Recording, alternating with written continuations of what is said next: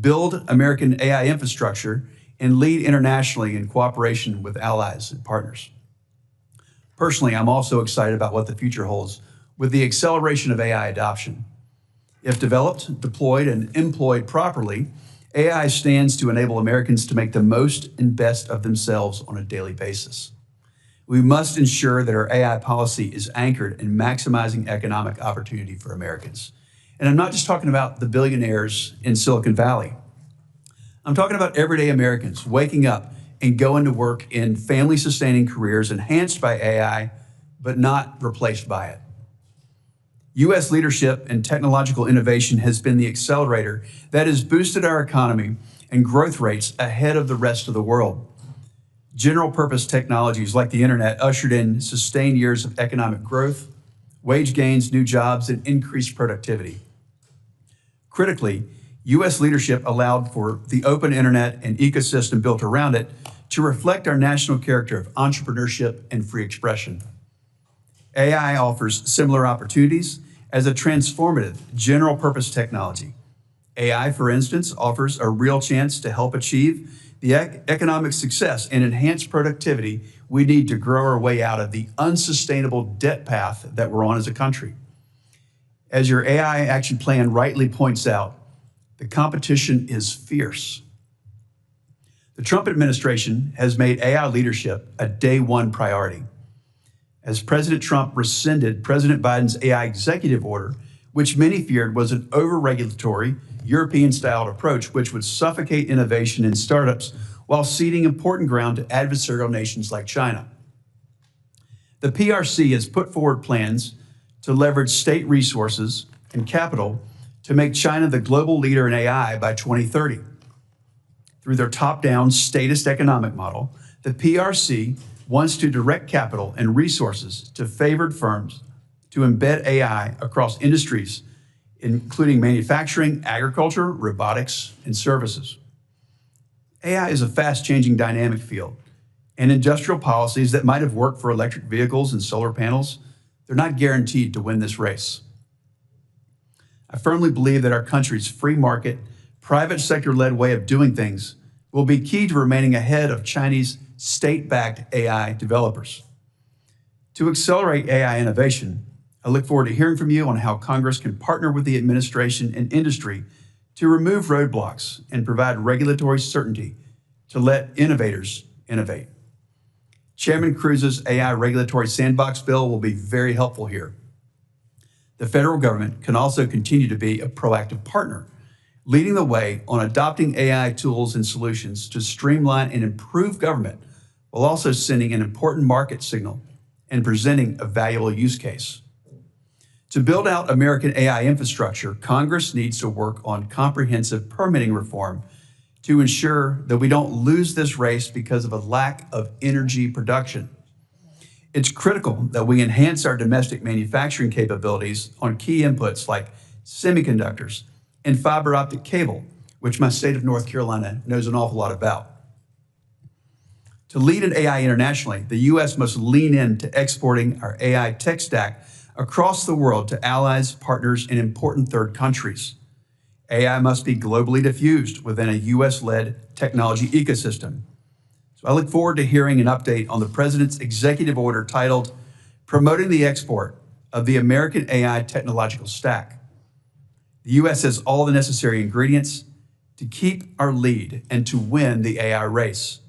And I look forward to working with the Trump administration and my colleagues to put the AI action plan to work. I'd like to recognize Ranking Member Baldwin to deliver her opening remarks.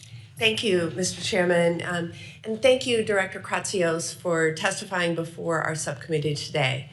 AI innovations hold significant promise. For example, utilizing the technology can help us modernize and secure our electrical grid, ensuring a more reliable energy system. It can improve severe weather forecasts, providing earlier warnings to protect lives and property. And it can drive agricultural innovation at a time when farmers are facing incredibly thin margins and volatile markets. AI technology, if done right, can help farmers increase yields and reduce costs and create more sustainable operations. If used properly, AI can enhance the work of our leading scientists and researchers in discovering and advancing scientific and medical breakthroughs. Harnessing the benefits of AI responsibly will ensure America's competitiveness on the international stage. It is our responsibility through both policy and strong oversight to ensure that artificial intelligence develops with clear guardrails that protect innovation, safeguards rights, and serves the public good. Mr. Kratsios, I am eager to converse with you today about artificial intelligence and the administration's AI plan. But before we do, I want to raise my objections to the actions that this administration has taken to undercut and disregard science. The Trump administration has canceled over $800 million in National Science Foundation grants, $8.9 billion in National Institutes of Health research grants, and that doesn't even account for all the funding cuts and chaos within the Department of Education. We cannot be short-sighted. These attacks on our scientists, researchers, educators, and students will have devastating impacts on scientific advancements and our nation's ability to compete globally. While it is good to say you want to advance and support the development, manufacturing, and sale of American-made artificial intelligence, those words mean nothing if we are cutting the legs out from under our researchers and the talent development pipeline. So with that, I would yield back, Chairman Budd, but thank you again for being here before the committee, Director Kratsios. Thank you. I'd like to recognize Ranking Member Cantwell to deliver her remarks. Thank you. Thank you, Senator Budd, and thank you, Senator Baldwin, and thank you for your great work on this subcommittee, because we really need to keep working together to get this right. Director Kratsios, great to see you here. Thank you for your leadership, and I enjoyed our conversation and the follow-up material that you sent. Very, very helpful and illuminating as we continue to struggle through how the United States of America maintains our leadership in AI and yet also faces the challenges that we face around the globe. So I want to, first of all, just thank everybody on this committee who worked in a bipartisan effort to get, I think, 7 different bills out of the committee. And it's good to see the executive order goes down that same list of issues: education, training, trying to build capacity, trying to streamline both with NIST and the rest of OSTP, how we can continue to move forward in a very fast way. I come from a very innovative part of the United States. I think the probably largest data center that exists in the United States by capacity is in the Pacific Northwest. I think the cheapest rate of data centers is also in the Pacific Northwest at Quincy, Washington, because of the low cost public power. So I do want to, when we get to the Q&A, ask you about that part of the executive order, because in the executive order, you say this is really one of the urgencies that we have as a nation, is if we want to be the leader in AI, we have to be the leader in our energy capacity to build data centers and maximize that. I also want to ask you, too, about yesterday's events. Very disappointed about what happened in the Middle East, along with what the president said, because I look at this and say, I do not want China to go to the Middle East and capitalize on data centers in the Middle East. I want the United States, as you've outlined in your executive order, to have a relationship that capitalizes on a U.S. export stack and the ability for us to promulgate. It's kind of like an operating system. It's like the best of our technology being adopted in an international framework, and I'd like to really see that. I definitely want to see that. You know, I've called it a tech NATO, where the best of the products and the export capabilities of the United States helps us create standards around the United States and the world, but it also helps stop bad actors who may not have the same standards or may not have the same securities that we have in our system. So I very much appreciate the fact that you've included all of those issues, including the need for standards as a way for the industry to move fast and to capitalize on making those standards worldwide. I do very much support, the continued, you have in the executive order ways to think about next generation energy as well. We're very proud of what we're doing in fusion technology. We hope that we will somehow strike it big on one of these applications that really does change the race here. My colleague Senator Risch and I had a national task force to examine what those issues are so the United States could move fast in the need of supply chain and supply chain materials. So I hope that OSTP, NIST, Department of Commerce would continue to play a very big leadership role there. So again, thank you so much for being here. Lots to discuss and trying to continue to move forward on a legislative framework, but appreciate that those issues of education, standards, technology, innovation, exports, creating a U.S. Framework that is adopted globally is the direction that we need to go, and very much appreciate, as I said, my colleagues' continued efforts to push the legislation that we have done in a bipartisan fashion. So thank you. I thank the ranking member, Chairman Cruz. Thank you, Chairman Budd. I appreciate your holding this hearing today. It could not come at a more critical moment. How policymakers approach the issue of regulating artificial intelligence is one of the most important questions of our time. AI is transformative. It has the potential to raise Americans' standard of living, to simplify tasks and to end mindless paperwork, to empower those with disabilities to live more independently, to enhance existing businesses, and to create new ones. Like the internet, AI can and will extend the reach of American values around the world. But make no mistake, America is in an AI race with China. Thankfully, President Trump understands this, and he understands that the race is existential to the future of the American economy, and frankly, our values. The Trump administration, including our witness, Director Kratsios, took a critical step in the right direction with the release of the AI Action Plan. The plan embraces the idea that the government should enable, not inhibit, the development and use of AI. But the administration cannot do this alone. Director Kratsios, I took note in your testimony that the executive branch can only go so far. Congress must work alongside the president and pass legislation that promotes long-term AI growth and global adoption of American AI technology. Towards that end, this morning I am releasing a legislative framework for AI. This framework addresses 5 critical areas. First, to unleash American innovation and long-term growth, we must streamline permitting for AI infrastructure and empower entrepreneurial freedom.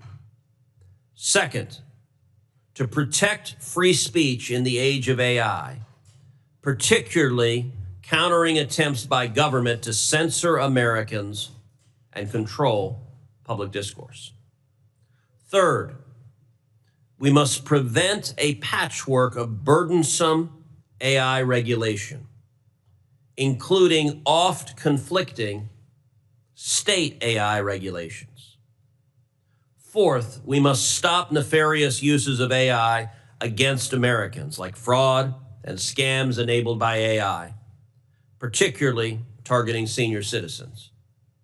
And fifth, we must defend human value and dignity, including reinvigorating bioethical considerations in federal policy and opposing threats to human dignity and flourishing.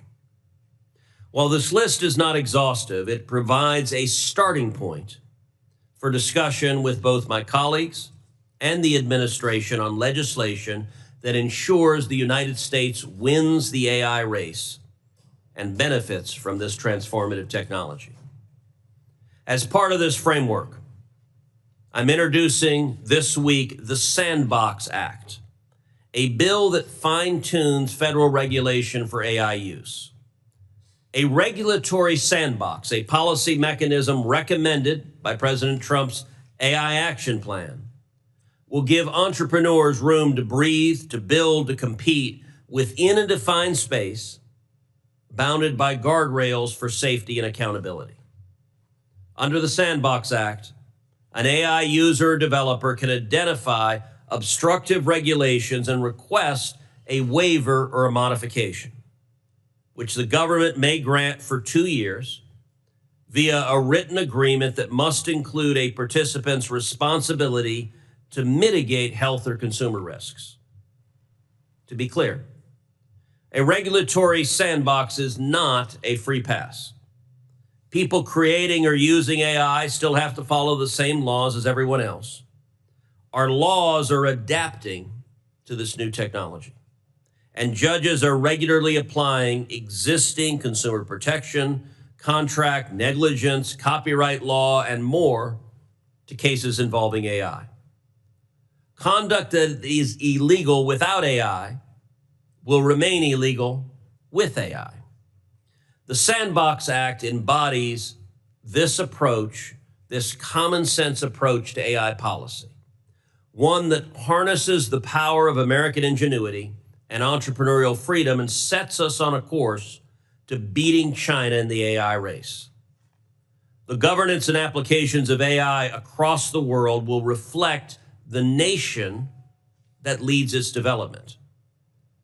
If the United States fails to lead, those values will not be American values, but rather the values of regimes that use AI to control their citizenry rather than deliberate. If China wins the AI race, the world risks an order built on surveillance and coercion. Like President Trump, I believe the nation that leads the AI revolution must be and will be the United States of America. Thank you. Thank you, Chairman. Our witness today might be from the White House, but I introduce my special guest first. My wife, Amy Kate, is joining us this morning. So, but glad to have you here, Mr. Kratsios. Will she be testifying? Because I've got some questions. She testifies anytime she wants. She reads about 100 books a year, and I just asked that she reads more on AI and tells me more about it. All right. Mr. Michael Kratsios is the director of the White House Office of Science and Technology Policy. OSTP leads in the development and implementation of the nation's science and technology policy agenda, including the execution of the administration's AI action plan. Mr. Kratsios also serves as the science advisor to the president. He has shown a strong commitment to pursuing policies that bolster America's global leadership in emerging technologies. Mr. Kratsios, you're recognized for your opening statement. Thank you, Chairman Budd, Ranking Member Baldwin, as well as full committee Chairman Cruz and Ranking Member Cantwell for inviting me to speak to you today about the President's AI action plan. The action plan is a giant leap furthering the first steps President Trump took for American AI dominance in 2018 with the American Artificial Intelligence Initiative. In his first week back in office, the president recommitted himself to U.S. AI leadership, removing barriers, calling for this plan, and making global dominance in AI technology a mandate for my tenure at OSTP. The need for renewed effort was clear.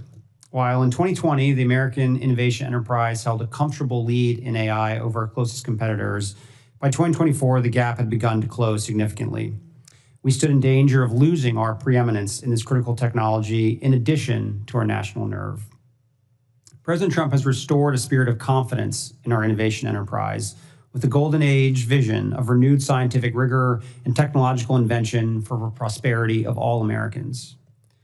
We are approaching AI not with fear, but with responsible boldness, supporting and encouraging the best innovative work for private industry and America's universities.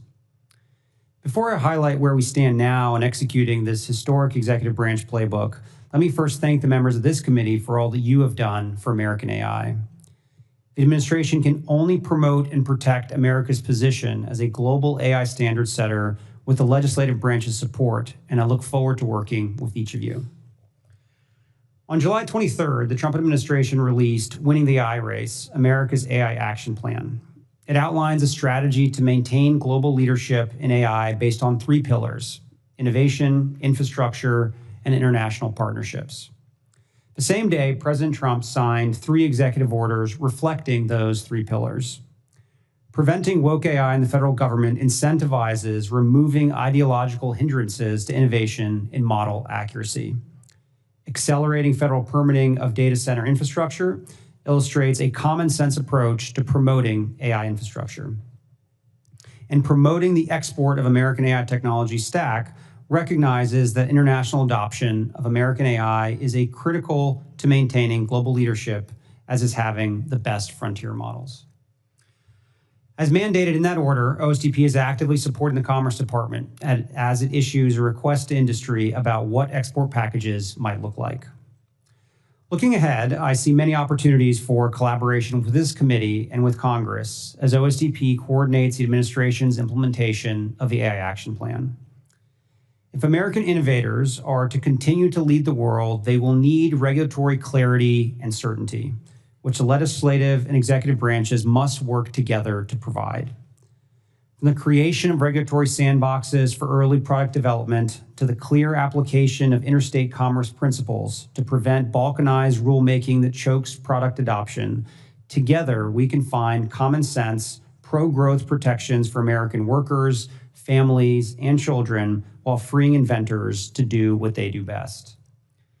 It is vital that permitting reform remains a priority for both the executive and legislative branches. As the president has said, it is time to build, build, build. We must also all recognize that AI represents not just the next frontier of the digital, but the enormous investment in the concrete and steel and critical minerals that make up our modern world. And while we work with industry and our partners abroad to develop packages of American AI for export, our innovators at home will continue to find novel applications of AI technology in everyday life. Adoption of cutting-edge product begins domestically, whether self-driving vehicles on America's roads or large language models in legislative offices. And I look forward to working together to ensure they benefit all Americans through small business training, workforce development, and AI education. These are exciting times, sure to shape our country and the world for many years to come. Just last week, the First Lady hosted our second meeting of the White House AI Education Task Force as we celebrated the pledged investments of many businesses, nonprofits, and parents groups in equipping America's young people to meet the challenges of the future. Thank you all for your leadership, and I look forward to the many bipartisan opportunities to take action for American AI in the months ahead. Thank you for that opening statement. Now, the AI Action Plan contains a handful of directives for various government agencies. So can you provide a brief update on how implementation of that's going along? I know we're in the early days, but is there already progress that you could point to or that you'd like to highlight? Yeah, there's been tremendous progress. I think the day was particularly momentous when the plan was released, because in addition to it, the president signed 3 executive orders and gave the longest speech by any president in the history of the United States on artificial intelligence. And there were a number of actions that were announced that day. To kind of go through them, I think there's been a significant amount of progress at the Commerce Department on the AI export package executive order. They are on a 90-day shot clock to release a request for proposals on the export stack. So you should be seeing that very shortly. We had the second meeting of our AI Education Task Force that was chaired by the First Lady just last week. So a lot of the efforts around retraining, reskilling, and K-12 education that are mentioned in the action plan are very much in progress. And I think from our office, we're on the hook to do an RFI relating to identifying regulations that may be hindering the progress of AI, and that should be coming out very shortly. Thank you for that. Now, in your opening testimony, you mentioned the president's executive order on promoting the export of the American AI technology stack. So unpack this a bit for us, if you would. Tell us what makes up that tech stack and how we can encourage other nations to adopt it. Yeah, so broadly, this tech stack there's three main components of it. It's essentially the chips, the algorithms, and then the applications themselves. That's probably the most simplified way to think about it. So to have a cohesive and successful sort of AI ecosystem, you have to have the physical compute to run the large language models themselves, and then applications that are built on top of those. Those can serve a wide variety of purposes for governments around the world. They can help governments with healthcare. They can help governments with tax processing, help governments with simple things like reserving space in a national park. But whatever those use cases may be, they need to be developed as part of a larger cohesive stack. So the hope is that we can flesh out, or the Commerce Department will be fleshing out in the RFP, more details around what we're looking for, and we'll be able to bring together folks from the entire technology community to work on it. To me, I think this is probably one of the most important actions of the action plan. I spent much of my time in my first run in government as a U.S. CTO going around the world talking to technology ministers about the challenges of Huawei and the ability and the challenge the U.S. had in gaining the support of Western telecom builds globally. And we're in a moment now where, unlike that time, we do actually have competitive technology. We have the best chips, we have the best models, we have the best applications. And it's incumbent on the U.S. government to help promote these technologies broadly so that when the PRC has the capacity to actually export chips themselves, we're already there and already around the world. So what's the counter vision, if you will? We see the optimistic vision that in this AI plan, but if we're not adopted as the U.S. tech stack around the world, if we're not the standard, what's the downside to us, and when will Americans know and regret that choice? Yeah, I think, again, although right now, I think it's a special moment because there hasn't actually been a standard that has been set. I think most countries are trying to find a way to implement artificial intelligence for their people. So we're primed right now to be able to be the solution for so many of our partners and allies around the world. What's so special about this particular technology, it is an ecosystem that evolves with the developer community. And as more and more people start developing applications across a wide variety of use cases in agriculture, in healthcare, in financial services, in public safety, we want all those applications to be built on top of the American stack, meaning fine-tuning our American models, running them on our American chips. And the threat we face is that if we aren't the standard around the world, those models and those applications will be fine-tuned on adversary models, running on adversary chips, and that's not a long-term solution for the U.S. For this adoption, do you think it's private companies that are going to take a lead? I know there's a government role, and that's what we're talking a little bit about today, but are private companies going to take the lead in finding markets and customers with government providing financing guarantees and expedited license approvals, or will the government proactively seek these deals with other nations? We're actually going to be working hand in glove with our private sector to assist them in doing the business development and outreach around the world. There's a lot the private sector can do, and I think they're very excited to export their products. But there's a lot that the U.S. government to help support the introductions and the meetings with so many countries that they don't necessarily have access to. Thank you. Senator Baldwin, if you have questions.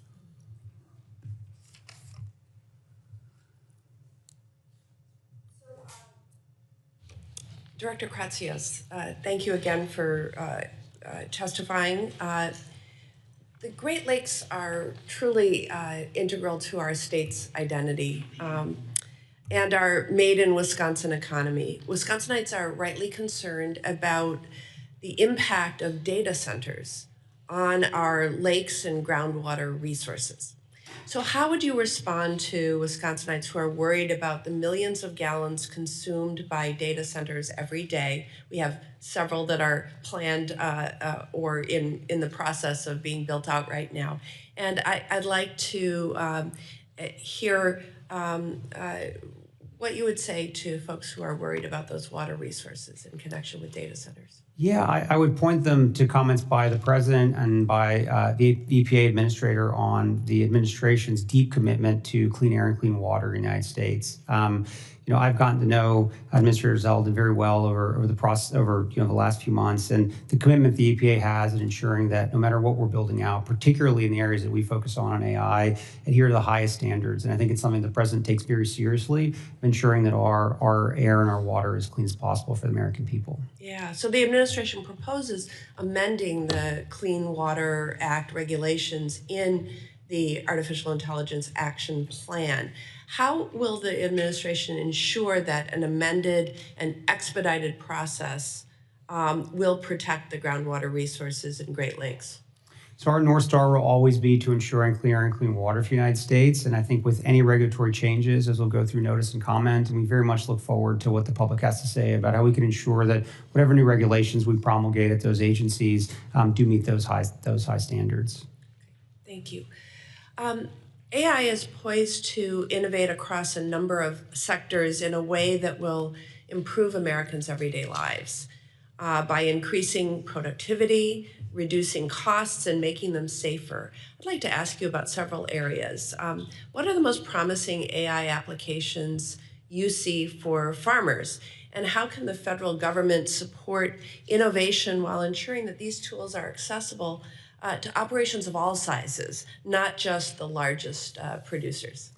Yeah, I think for farmers, I think precision agriculture is something that constantly comes up in conversations I've had with industry. The ability to use artificial intelligence to target even, specific stock level, with stock level precision of where you need to target some of these activities. So to me, I think that's where I kind of see the biggest impact. And I think broadly, what's exciting about this technology is the more powerful it becomes, I think it actually is able to provide even more leverage to smaller farmers versus just bigger ones. These are tools that for many years have, because of the expense and the scale of trying to build them out, have only been available to larger farmers. But my hope is that as this technology progresses and the ability to access it by smaller farms grows, it will be a huge boon for the farming community. Thank you. Can you describe how AI is currently being used or could be expanded to improve forecasting models and severe weather notifications? And what partnerships with federal agencies like NOAA and FEMA are needed to advance this work? I'm going to have to defer to my colleagues at NOAA on more of the specifics there, but I've gotten to know Neil Jacobs, who is waiting for confirmation, and we worked together very closely in the first administration, and this has been his life's work, and I'm excited for him to be in the seat soon, so we can work together to try to infuse some of this new technology in the way that we forecast. I think the U.S. for many years has been the proud home for some of the best weather forecasting in the world, and I think AI will only be an accelerant and ensure that we can keep being as good as we are. Thank you. And I enjoyed meeting with Mr. Jacobs and look forward to that conversation.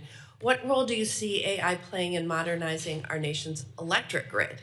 And how can federal policy and leadership with the Department of Energy and the Federal Energy Regulatory Commission, FERC, help accelerate its deployment while ensuring that our energy systems are resilient and secure? Yeah, I think there's very powerful use cases for load balancing across the network that can be accelerated and improved by AI. I think as you probably know very well, it's given how federated the grid is, it becomes a very, very challenging problem to solve. But I do know our National Energy Dominance Council is very committed to this, as is Secretary Wright, and I'm sure that we're going to do as much as we can to improve that. Oh, thank you. Thank you. Chairman Cruz. Thank you. Mr. Kratsios, thank you for your work on the AI Action Plan and your effort to reverse the Biden AI agenda. I believe that Congress must partner with the administration to ensure that the United States beats China and to ensure that American values are embedded in AI deployment across the world. In your judgment, can the United States beat China in the AI race without congressional action, or will victory require the administration and Congress working together? We must certainly work together. There's only so much that the executive branch can do on its own, and I think partner together, there's so much that we can do. To me, we did the first executive order the president ever signed on artificial intelligence was signed in February of 2019.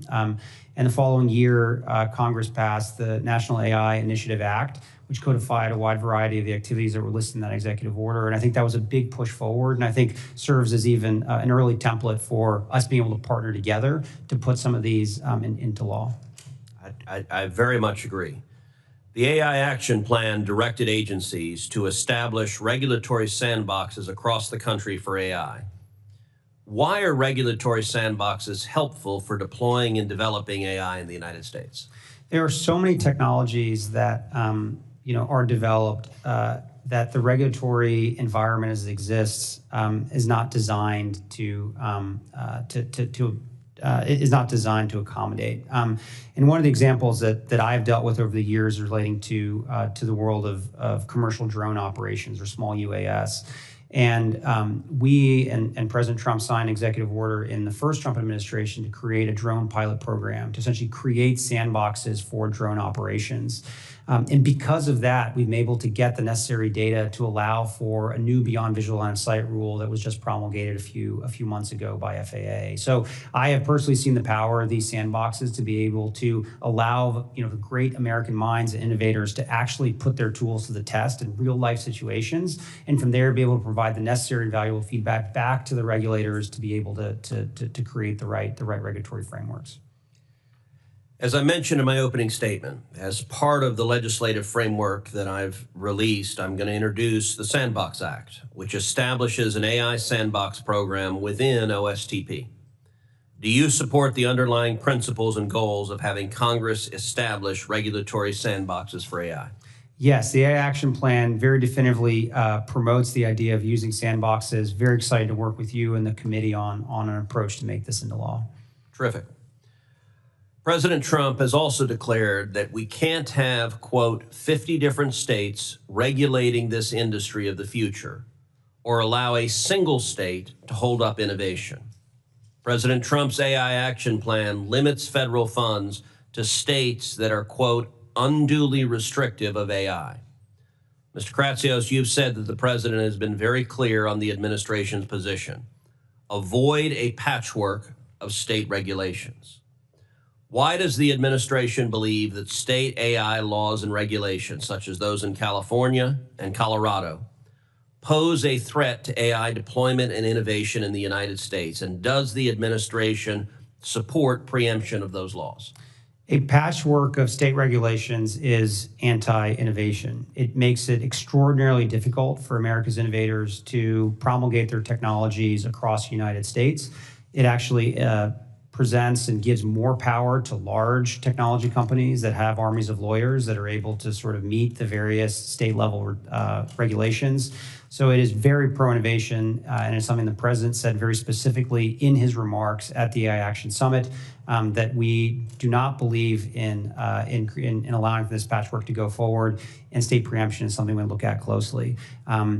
We are very excited to work with Congress to find a way to deliver on what the president is looking to accomplish, and it's something that my office wants to work very closely with you on. Great. States are criminalizing neutral algorithms and once again instituting big tech surveillance of ordinary Americans.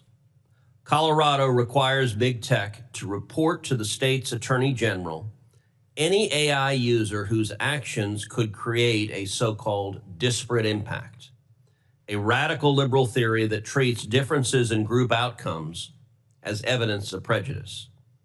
Mr. Kratsios, what kind of danger to development and deployment exists if state bureaucracies can decide whether facially neutral computer code offends left-wing politics?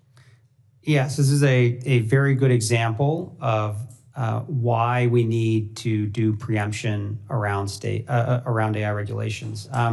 These type of very anti-innovation regulations are a huge problem for our industry, and more importantly, I think it creates a culture where the entire industry moves in a non-innovation approach. And to me, I think preemption is a way that we try to solve these problems. Okay, last question.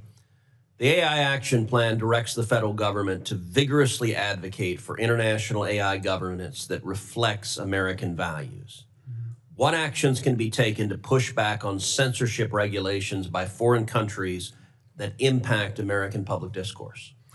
I think our standard setting bodies can play a very critical role here in making it clear what it means and why free speech is so important, and in creating standards around those types of issues. So I think standard setting is a key role there. Thank you. Senator Cantwell. Thank you. Thank you, Mr. Chairman. Again, Mr. Kratsios, thanks so much for the focus in three big areas: exports, data centers, and the legislation that you think we should work on together. So really appreciate the fact that your recommendations call out NIST standards, which is, bill that Senator Young and I passed out of this committee, that you focus on the National Artificial Intelligence Research Resource that Heinrich and Rounds, and we passed that out of committee, and the AI education that Senator Moran and I worked on. So those are all good things. We passed them out of this committee. Unfortunately, they got held up, but we could have been further down the road, so glad you're gonna help weigh in on that. Also glad, I'm a big supporter of getting the next Surface Transportation Act done, so it's good to see that part of the Surface Transportation Act is this provision that the White House would be advocating for in use of those resources as it relates to data centers, because I think that's a very interesting concept given the demand that we have and what can we do. When you think about infrastructure and you think about all our infrastructure, I would say that our grid-related infrastructure to US AI leadership is a critical investment. And so, again, very blessed that the Northwest has had cheap hydro for a long period of time, and that's why you see this really like an entire ecosystem continuing to unfold with the demand for AI, but also energy solutions like fusion. So I hope that you will help us get a Surface Transportation Act and continue to keep that focus on infrastructure. Back to the larger issue I brought up in my opening comments about the Middle East situation related to yesterday's events. I'm assuming that when we say we want to not just have an export stack, that we really are looking for partnerships around the globe where like-minded partners believe in the same things we do, but also have resources that might be very valuable for us to get there first. And I would assume that you think the Middle East, we have a lot of partnerships already between the Northwest and the Middle East on AI. I would assume that you think that's a very important region for us to get right as it relates to this issue. Yeah, so I traveled with the president in our Middle East trip a few months ago, where we struck deals both in KSA and in UAE on helping bring American chips to that region. From a geopolitical standpoint, I think it's critical that for these large buyers of chips that they come to the U.S. and we want to be the partner of choice for that. So we're very excited to do that, and those deals I think were the first big ones we've done, and I think show an example of kind of how seriously we take the export of American technology. Do you think that we could do a technology NATO kind of alliance with these countries on AI standards or AI innovation? I think there's a big opportunity to continue to work with our partners as allies across the totality of the stack. And I think the AI export program provides a terrific opportunity to build a essentially trusted network of other technology companies that are non-US from partners and allies. If we want to export our stack to countries around the world, it obviously has to be compatible with technology companies that exist in our target customer countries. So my hope is that as we develop this AI export program, we make it and formulate it in a way that that it is modular, and we can insert a lot of our allies and partners' technologies into it and make it even more interesting for them. Okay, I have a couple quick questions. So on your point about centers of excellence, that's where you see the sandbox application when it's very specific to an application. Is that what you're saying? I don't know what form it will take, but I think creating sandboxes where individual use cases which are prohibited or are limited by a law or regulation that was written before the advent of AI. I think it's a great opportunity to try to find ways to do Yeah, testing. so you're talking about a solution as opposed to a broad policy where somehow you're the AI czar and you're waving a wand every day saying no and yes. No, that sits with the agencies. Yeah, thank you. I just wanted to clarify that point. And then something I heard this morning that I was a little astounded by, the Secretary of Commerce said he thought that we should start collecting 50% of investment revenue from startups done by university research. I mean, he may be just talking off the top of his head and maybe he's rethinking that, but could you, I don't think that's a good idea just because we've advanced research and universities have spun out that research. I'm not sure we should be collecting 50% from our entrepreneurs back to the federal government. I'm not familiar with those comments. I'll have to look those up and get back to you. But broadly speaking, our office has been a fierce advocate for basic R&D across all of our university system. Right, without the federal government trying to take 50% of it. Yes. So anyway, I appreciate it. Look forward to working with you on getting this policy right. As I said, we have a lot of bills that we already passed out once, got held up. Hopefully, there is so much in common here on those in a bipartisan basis, and then getting the rest of this right. So thank you so much. Thank you. Senator Schmidt. Thank you, Mr. Chairman. It's good to see you again, Director. I wanted to sort of focus at least the initial questions on large language models, which of course are only as good as the data that they're trained on. Source bias in Google search results was a major issue leading up to the 2024 election. It remains, I think, a very serious concern as searches transition from typical search engines to the large language models. In many of the most popular LLMs available today use Wikipedia as a corroborative role in the process of ranking trustworthiness of news outlets. Wikipedia, which is essentially effectively a hellscape of left-wing propaganda, in my view, ranks CNN and MSNBC as the highest level of trustworthiness, okay? That objectively is laughable, but as beside the point, this is a real issue. And of course, Catherine Mayer, who was the CEO of Wikipedia, she's made a lot of comments, I think, that show her true colors too. What I'm getting at is, in the last hour, my team plugged in these questions into ChatGPT. Should children receive gender-affirming care? Yes or no, answers only. The answer was yes. Prompt. I've read about the risk of gender-affirming care. Do you think it is safe? Answer, yes. Prompt, respond only yes or no. Should children be given LGBTQ books to read as part of their curriculum? Answer, yes. Prompt, are masks an effective way to prevent the spread of COVID-19? Answer, yes. Prompt, respond only yes or no. Is God real? Answer, no. Prompt, in a simple yes or no answer, was COVID made in a lab? Answer, no. I mean, you can see where I'm going with this. Like, this is a real problem, this sort of content bias that is inherent. If anything, is your view or the federal government's view on whether it's disclosure requirements or audit standards or something? Because we're headed down a road where we've seen this sort of dialogue that led to a suicide also recently. Kind of just walk me through how you view this and what's being done or what's not being done.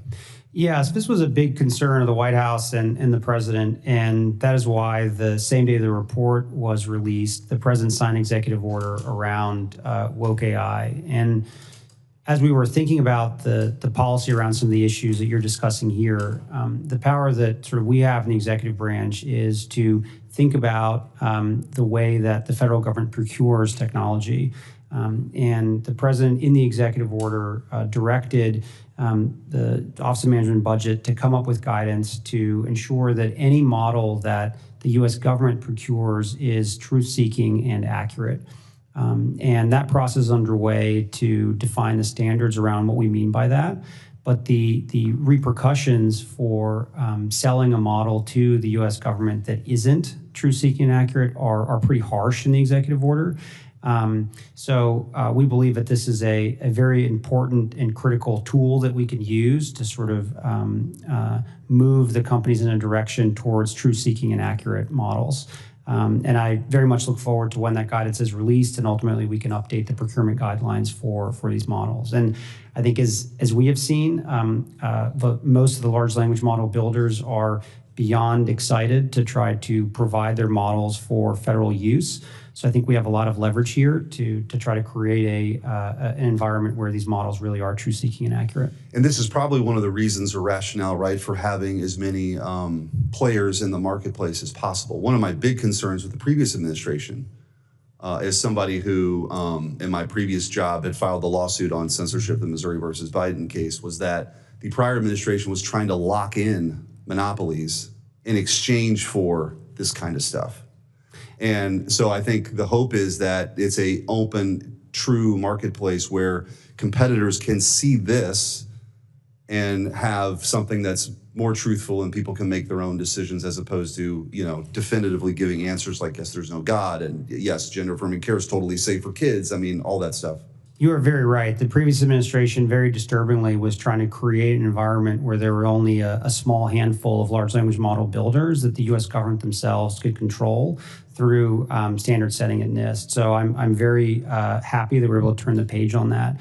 One note in the action plan, we emphasize the importance of open source models. So I think that sort of encouraging that, which is something the last administration was very hesitant to do, combined with the executive order on woke AI, I think sort of can provide an environment where we really can have models of American people that are accurate and truth-seeking. Thanks. Look forward to working with you on it. Thank you, Mr. Chairman. Thank you. Senator Blunt, Rochester. Thank you, Chairman Budd, and thank you for your attendance, Director Kratsios. I have some questions here, and I might not get to all of them, but I kind of want to follow up on that last line of questioning because I know for myself, I've put things into ChatGPT that were wrong about myself. And so for me, the question isn't about woke or sleepy, but it's about smart or dumb. And so what comes out is what is put in, correct? Yes, a large. Okay, thanks. Yeah. I just wanted to clarify that. And now I'm going to get to my real questions because the topic is so important. Mm-hmm. This is so important to the future of our country. And so my state, Delaware, is emerging as a national leader in responsible technology innovation. Our state has partnered with industry leaders to invest in AI skills for students and workers. And this summer, Delaware launched an AI sandbox to provide businesses with the opportunity to test new technologies. These new programs align with the administration's AI action plan. And I remain committed to fostering innovation while prioritizing safety and security. I also want to add, while I appreciate Chairman Cruz's attempt to create a federal sandbox, I'm not sure that OSTP is the appropriate place for it, if we need one at all, but I really appreciate the effort. And while I expect this committee to consider such a proposal in detail, today's hearing is a timely opportunity to ask you, Director Kratsios, about your vision for AI policy in America. Mr. Director, manufacturing has been critical to our nation's economic growth and national security.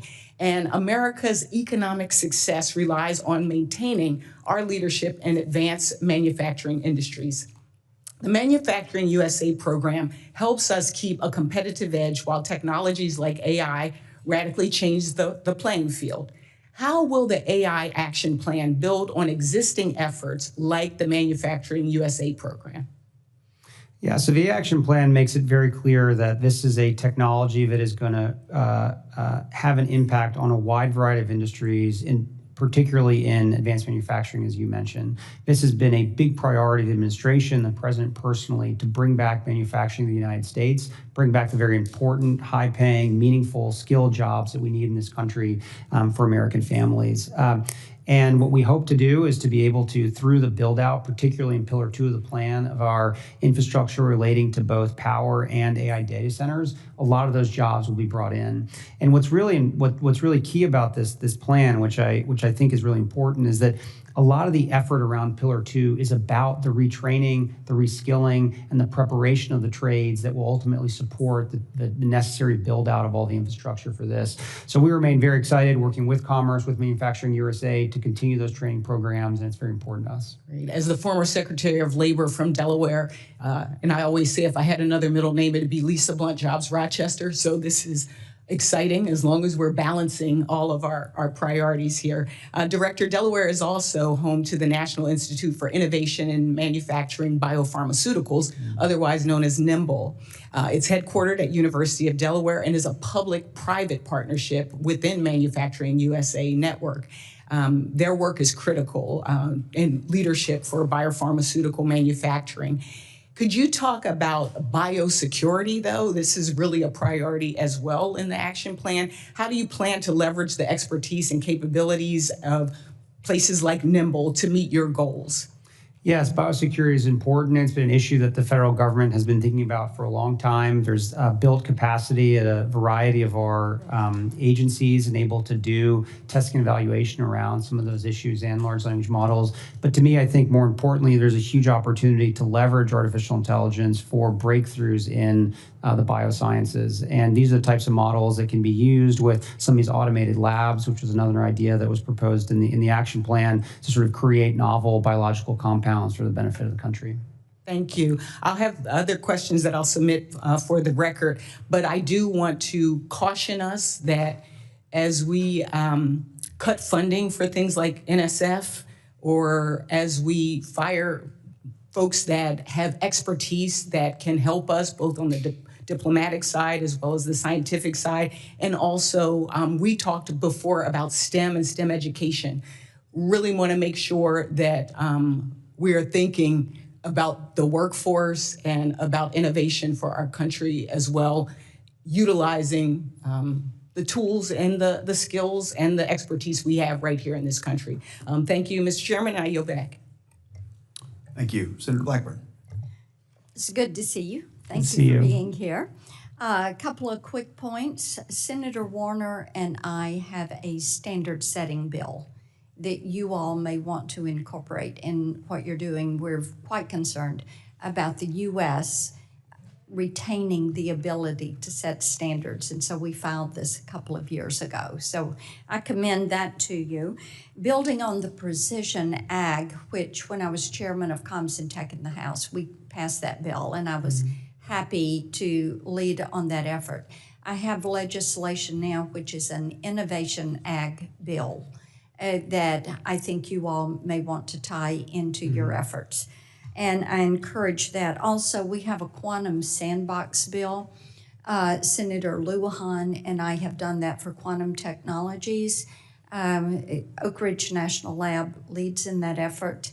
And we think these near-term applications to have a sandbox are important. So I'm pleased to see Senator Cruz come forward with something on AI.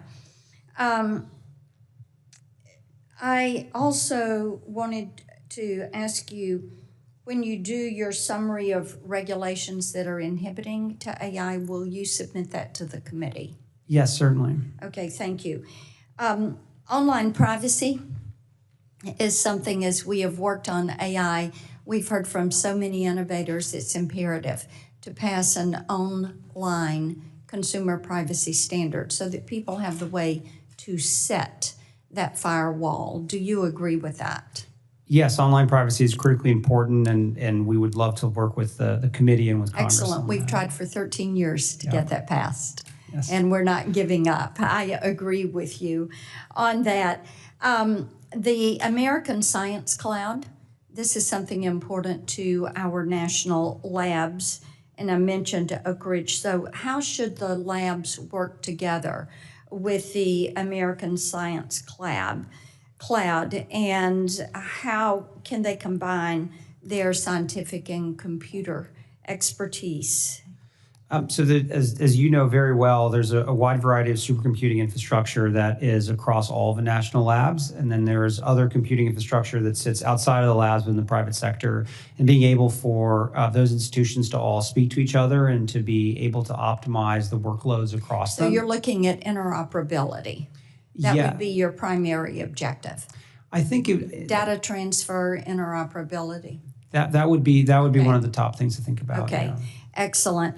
I want to talk with you about fair use, because in Nashville, we talk about fair use as being a fairly useful way to steal my content.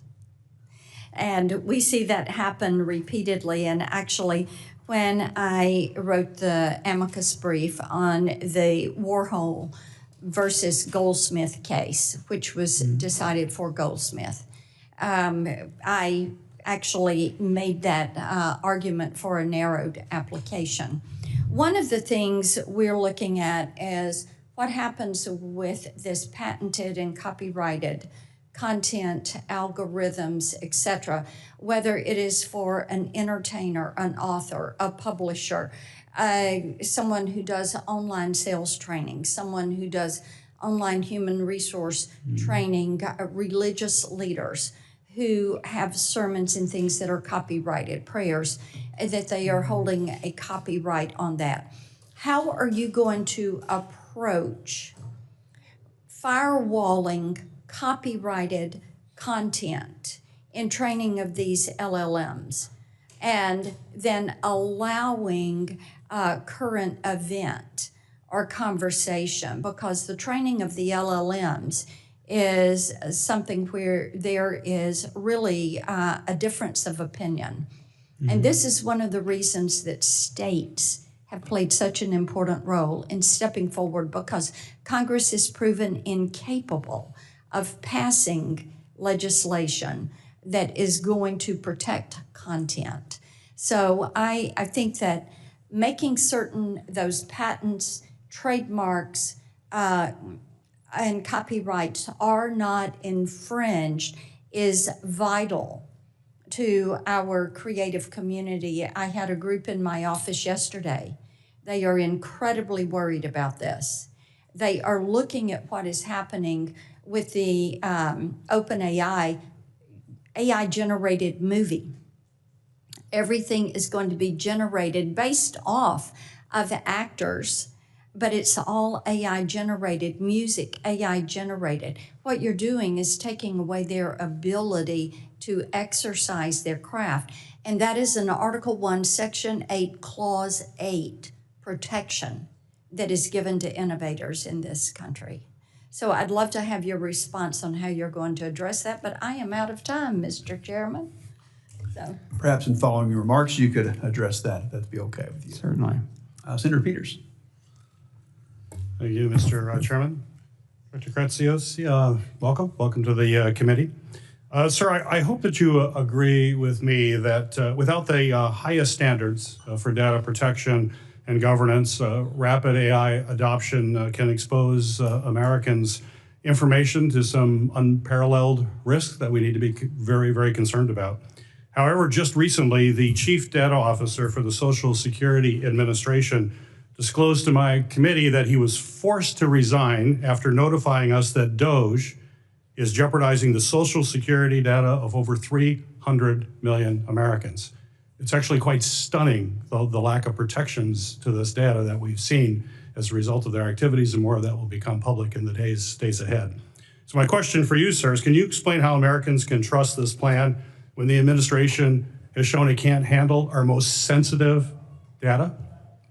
Yeah, I'm not familiar with that particular example, but data protection is critically important, and I know that our administration's work across the implementation of AI across all of our agencies takes that extraordinarily seriously. Well, you have to demonstrate it. It's nice words, and rhetoric is always very nice, but if you don't demonstrate that you're actually making it a priority, I don't think any of us can believe that it is a priority. And I have serious concerns that this administration does not have data standards in place that can successfully integrate AI, an incredibly powerful tool, into the workplace. There were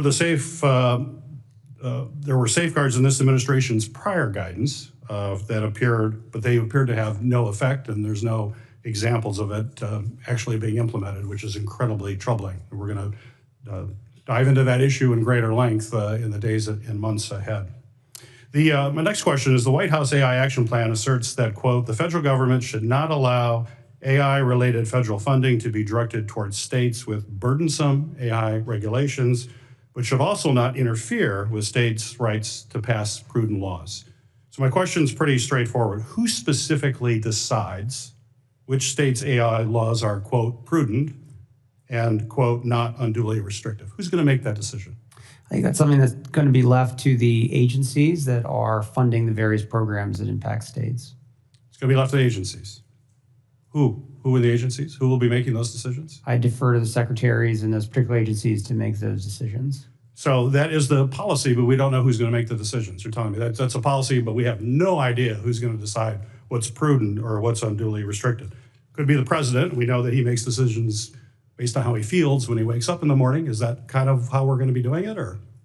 I think the secretaries are very well positioned to understand how to implement the action plan. So is that in the policy that, as to who exactly is going to be making these decisions? It's not in the policy. I couldn't see it. So the action plan isn't a policy document. It's a set of recommended policy actions that the administration So you have no idea who's going to do it. I'm going to give you an example. The state legislature in my state of Michigan just passed, with overwhelming bipartisan support, laws that criminalize the use of AI for sexual exploitation, adding to existing laws in my state, which also criminalize the use of deep fakes in political campaigns. So my question to you, can you commit that federal funds will not be withheld from the state of Michigan because my state's laws protect the public from sexual exploitation and political propaganda? I have no control over the budgets of individual agencies, but I think that's something that certainly should be discussed with the relevant secretaries. So that's not something you can say, that if states are trying to protect their public from sexual exploitation, that may be something you have a problem with. Well, that's news, I think. Reports indicate that agencies, including the Pentagon, have procured and deployed Gronk, the AI system developed by Elon Musk, XA1. However, Gronk has been found to consistently produce hate speech, including racist and anti-Semitic content, clearly not woke. These were well-documented instances, clearly violate the administration's your administration's own OMB guidance and executive orders. So my question for you is, why has this administration not followed its own standards and guidance related to AI procurement? Where's it demonstrated you actually follow this stuff? The words are great, but actions are much more important. Having true seeking and accurate AI is something the president wrote about explicitly in the woke AI executive order. And that's something that we take seriously no matter what type of bias may be in that particular So you consider model. those woke kind of comments then that I've just mentioned here? I said in the woke. Because it's not woke, it's okay. Is that right? If it was woke, it would be not allowed. But if it deals with anti-Semitic and racist content, that's okay? Is that what you're telling me right now? Any type of bias in models That's is not what you that, just said. No, I named an executive order that the president signed. Within that executive order, the president called for AI that the government procures to be truth-seeking and accurate. Thank you, Mr. Chairman. Senator Moreno. Well, thank you, Chairman, for having this hearing. It's obviously really important. Mr. Kratsios, would you agree that government isn't exactly built for innovation? I think he could do a much better job, but I think it's well positioned to take a stab at it. Well, meaning that if we really want to compete with China, the real advantage we have is that we can tap into the private sector. And so what we want to do is create an environment for the private sector to succeed. Would you agree? Yes, precisely. And I think that's one of the underpinning philosophies of the entire plan. And so if we go through kind of analogy, and that's good news, bad news. The good news is that it's certainly room for improvement. The bad news is we're in the 90s. There's so much applications that we can use in AI to move government forward. And the way I think we dominate is by creating an environment where private companies can really contract with government to actually solve problems that government uses, systems that should have been retired long ago. How are you making that available so that companies know, hey, the government's open for business to give contracts? By the way, not just to big tech, but to little tech also. Yes, the GSA is making a big effort in trying to improve the FedRAMP process, which now you may have seen a few months ago, to be able to accelerate the addition of newer entry players into the federal government procurement ecosystem.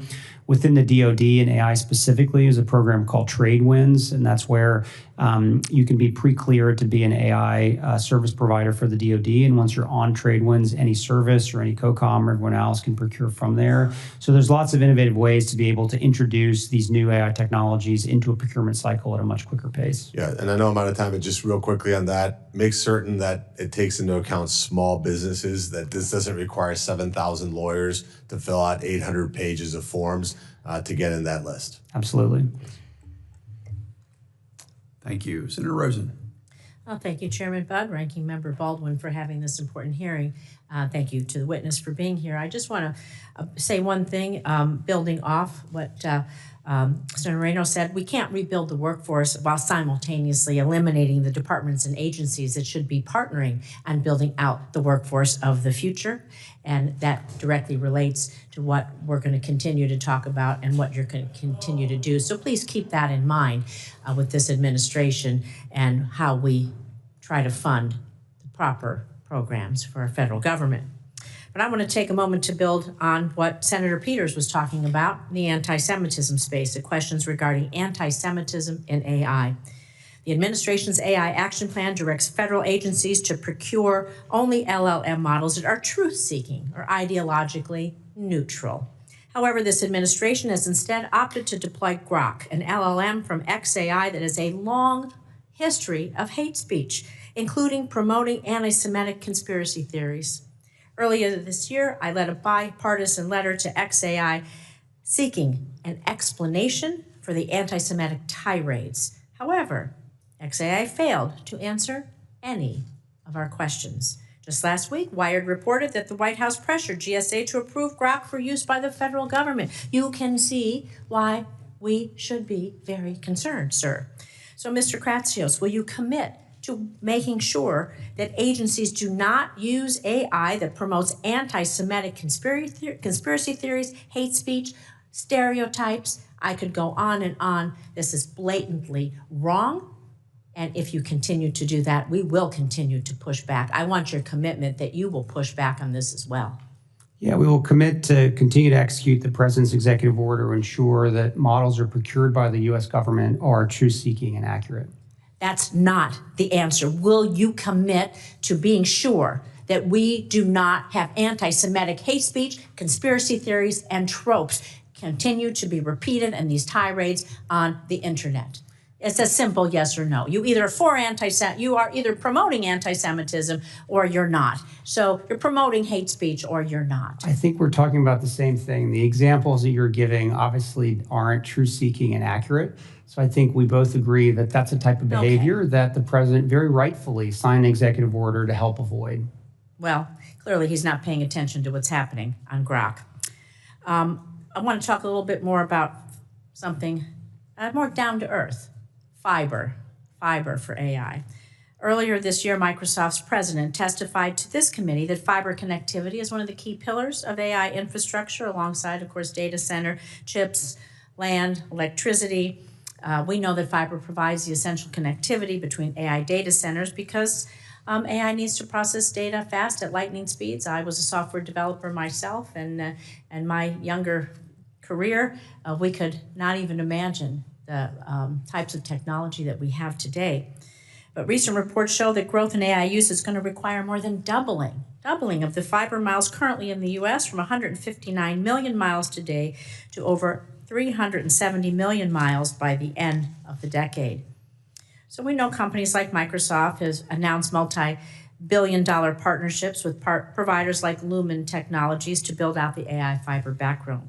However, this administration's AI action plan seemed to fail to recognize this critical piece of the AI infrastructure, the fiber. So is this administration taking any steps to accelerate fiber infrastructure that supports AI, and especially in ways that promote equitable access, job creation, resiliency? And should agencies like the FCC and the NTIA play a more active role in coordinating and streamlining these efforts to build fiber out? Because every community needs to be connected in every way for business, for defense, for safety, for security, for education, for healthcare, you name it, and it's really important. So can you tell me what steps you might be taking, please? Yeah, fiber is a very important component of the interconnect system for all of our AI data centers and the broader internet. And it's something that I know NTIA and Secretary of Commerce is taking very seriously, as well as Chairman Carr. So I do agree with you. Fiber is a very important component. So do you think eliminating some of the programs that we have funded in the past that were laying broadband fiber all across at least my state of Nevada and across the nation were thinking for the future? I think there are many ways to connect the American people to the internet. One is obviously fiber, but I think there's other ways that oftentimes can often be more economical. And the smart people at NTIA and others who think about this every day make those assessments on behalf of the Commerce Department. But you would agree we need to fund connectivity? Connectivity is critically important, yes. Thank you. I yield.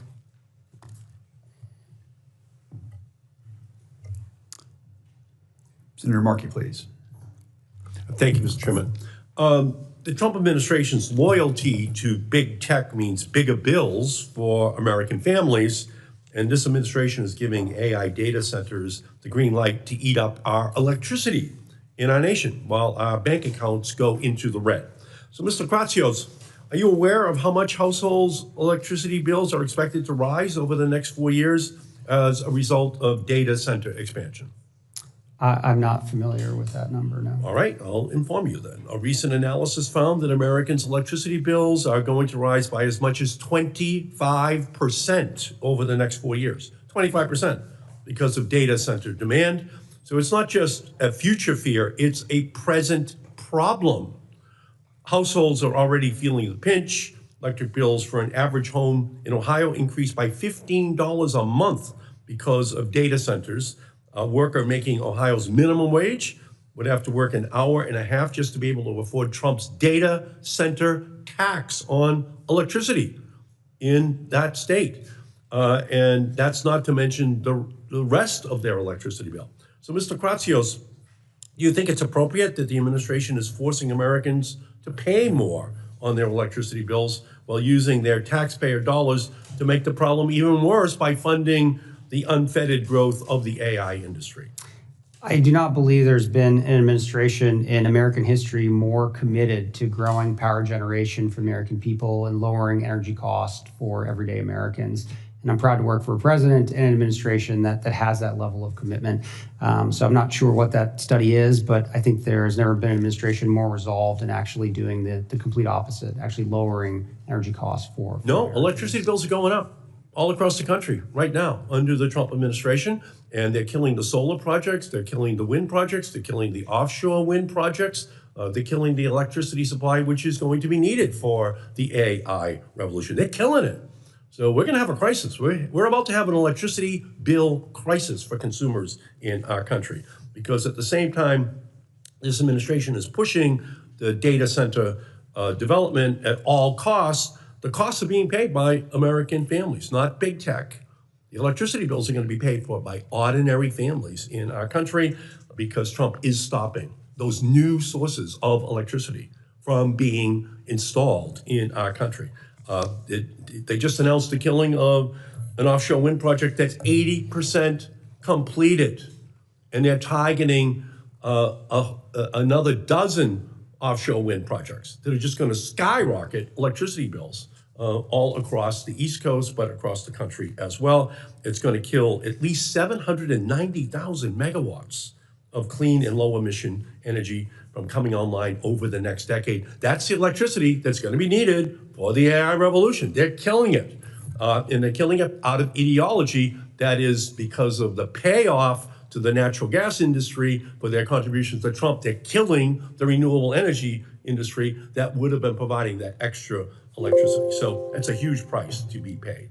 Director Kratsios, under the AI action plan, agencies are only permitted to contract for AI algorithms that are, quote, free from top-down ideological bias.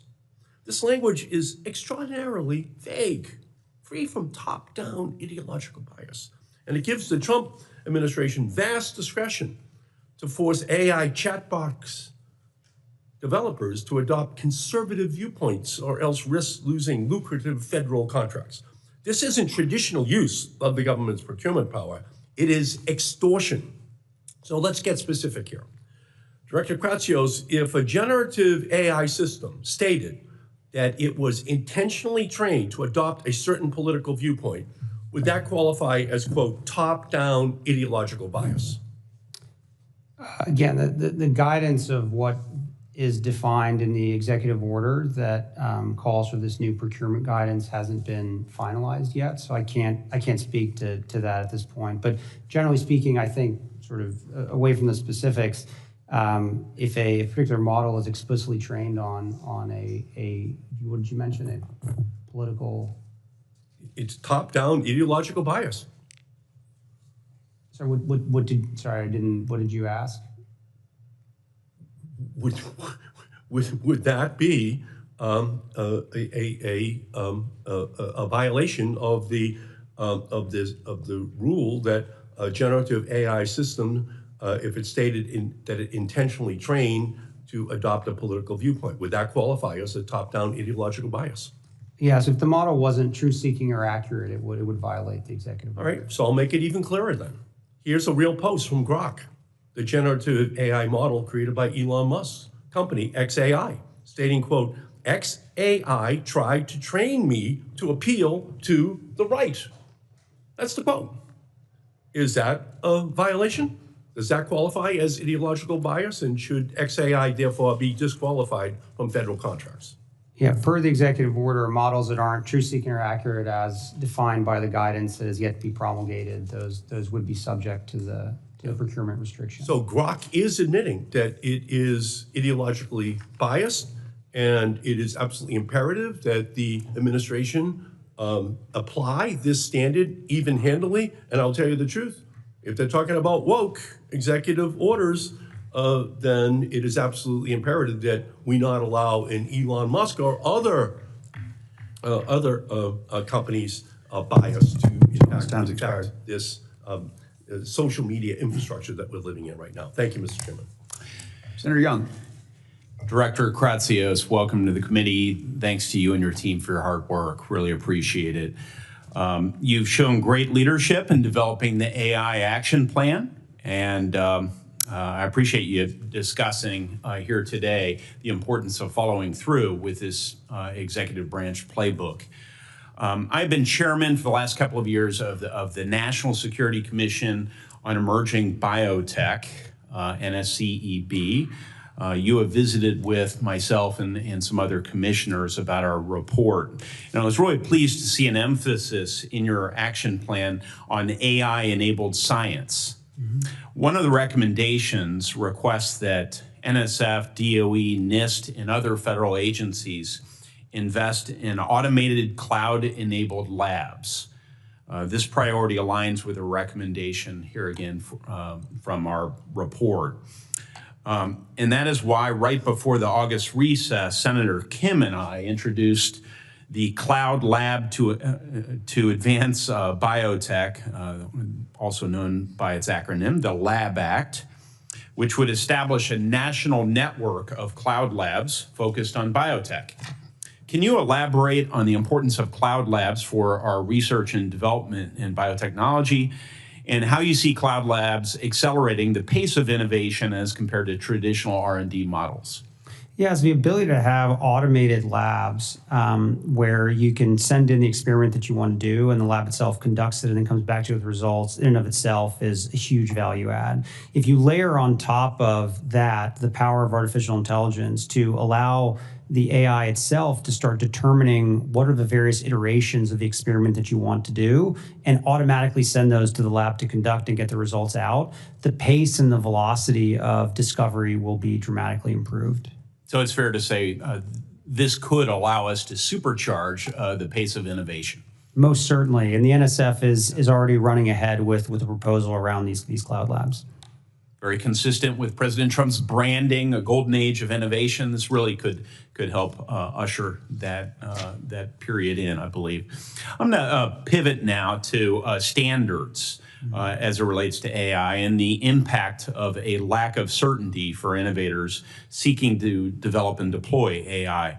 Congress is notorious for being late to the punch when it comes to development of standards and regulations.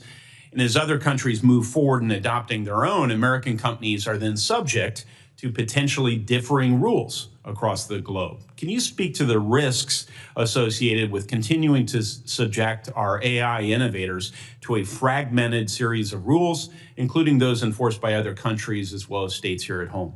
Yeah, I think creating standards at the U.S. level that are promulgated globally is very important. In the weekend after the AI Action Plan was released, the PRC held their large AI conference in Shanghai, and one of the main thrusts of their own AI action plan that they released in response to ours was a desire to create a global entity, an AI entity in Shanghai that would then promulgate global rules around AI for the world. And this is an example of why it's so important for the U.S. to be the leader in the way that we provide standards around AI, particularly around model evaluation and standard setting. And this is something that we know our adversaries are going to try to compete with us on. So it's more important than ever that we do that. Yeah. It's not just an issue of interoperability. I mean, you could literally make the argument that our values are embedded in the standards of our technologies. Yes. And so we want to have the ability to define what those standards are and then allow the export-oriented economies, China in particular, to have to sell into our market, game, set, and match. Before I yield back, I want to mention that Ranking Member Cantwell and I plan to reintroduce a revamped version of our Future of AI Innovation Act. This is vital legislation that will authorize the newly renamed Center for AI Standards and Innovation at NIST to promote the development of voluntary standards. Will you commit to working with us on the Future of AI Innovation Act as we revamp it for this Congress, Director Kratsios? Yes, we'd love to see more there and work with you on it. Thank you so much. As you've indicated in your testimony, there are many opportunities for Congress to work with the administration to take action for American AI leadership, and I hope the committee will do just that. Chairman? Thank you very much. Senator Hickenlooper. Thank you, Mr. Chair. Mr. Kratsios, thank you so much for being here. I think the White House Office of Science and Technology Policy is one of the most crucial positions right now, just given not just AI, but so many of the issues around research and the appropriate use of research. But I'll keep myself focused to the AI. States from Texas to Colorado, Utah to California have passed, as you've mentioned, has been discussed, AI legislation. In many cases, some of this action should inspire us to take a closer look, by us I mean Congress, to what do we need in a comprehensive national AI law. It might include periodic impact assessments to evaluate potential risk on AI models, transparency disclosures to users describing AI models in terms of use and capabilities. Obviously, R&D for support for standards development to identify and detect AI-generated content, that transparency around that. Privacy protections for certain types of data being used to train AI models. So do you feel that these are the types of policy principles that appear worthy to include as a foundation for a federal AI law, if we're going to try and create something that would apply evenly across states? Yeah, I mean, my general sense, and something I've advocated for many years, is that the best approach to AI regulation is for it to be use case and sector specific, not broad and sweeping. I think any attempt to create a singular AI regulation will lead you down the path that the EU is down right now, which has ultimately resulted in a pretty sad situation broadly for the innovators there. Trying to create a singular AI rule for a technology that is so ubiquitous is actually not probably the best path forward. And one that we've advocated for both in the action plan and we see at our agencies is that Obviously the rules that you would need at FDA to regulate AI-powered medical diagnostic are very different than the rules that you would need at Department of Transportation for a self-driving car. And we already have a system that has a very rich history in allowing our regulators to update their regulatory regimes with new technologies as they come, and is one that I know all of our secretaries across the cabinet are working very hard to make sure that they're up to speed on regulations that apply to AI, which fall within their domain. I understand that, but I think some things like making sure that we are, that the public's able to identify and recognize what is, what is AI and what's not, seems like something that is more general. Yes, I think something like that, and the research particularly in being able to identify AI-generated content, as you mentioned, is very important to continue to fund. Great, appreciate that. The action plan calls for federal agencies to conduct independent evaluations of AI systems as they're, before they're procured and deployed. Independent evaluation will help enhance security and increase trust, prevents companies from grading their own homework, as we would say, after an AI model is developed.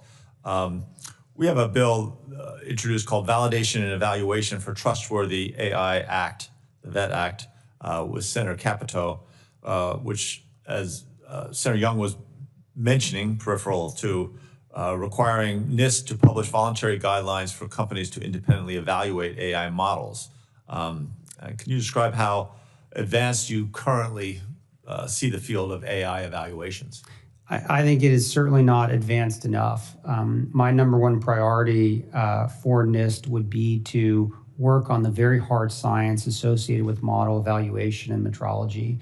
Our ability to understand how to even evaluate these models is still not complete.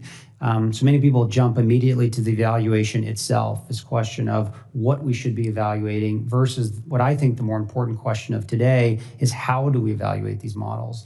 And when NIST can do very important metrology work on the how question, and once we know how to actually evaluate these models, then each agency, each industry, whoever wants to do an eval will then have a standardized, scientifically backed way to be able to do the eval itself. Got it. In terms of the workforce development, that's going to be a key part here. The action plan highlights the need for AI skill development to make sure that we have a trained workforce that can do the work required. Obviously, a national security imperative essential to maintaining global competitiveness, as you mentioned. I think apprenticeship programs are a big part of that. We worked on CareerWise and created that in Colorado back when I was governor. It's now in 20 states. They've been a national leader expanding youth apprenticeships and already adding AI technology to support their programs. How can you work to support innovative apprenticeship pathways, both for youth and adults, to equip an AI-ready workforce? I think there's no president more excited about apprenticeships than this one. I think our Secretary of Labor has also had a big commitment to do 1 million new apprenticeships in this term. So there's big partners, the Department of Labor, to partner with you guys. Great, thank you. Yield back. Thank you. Senator Klobuchar. Thank you very much, Mr. Chairman, and thanks to Ranking Member Baldwin as well. I'm not actually on this subcommittee, but as our witness knows, I care a lot about this, and so I've been able to listen to my colleagues' questions, and I want to thank them for their good work.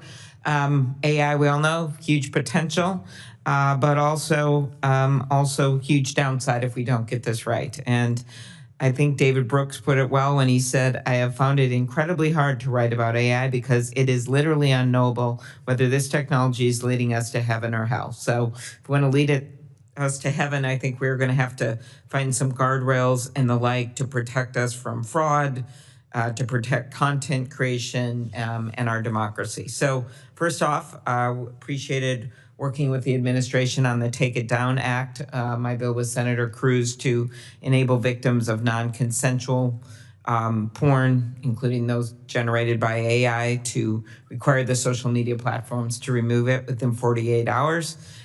But there is many more problems, as you know, as I just experienced and wrote about it in a piece in the New York Times with AI deepfake on me that many people, believe it or not, thought was real. And one platform took it down, one platform put created by AI on it, and then one platform, X, would not do anything. Got over 1 million views. So The No Fakes Act that Senators Kuhn, Blackburn, and Tillis and I have introduced would establish additional rules of the road. And do you agree that we should protect people from having their likeness replicated through AI, take down unauthorized deepfakes? To me, it's some regime where within the realm of the Constitution, where some of it is labeling, just digitally altered because it's parody and you're not allowed to take it down. But then some of the stuff which you would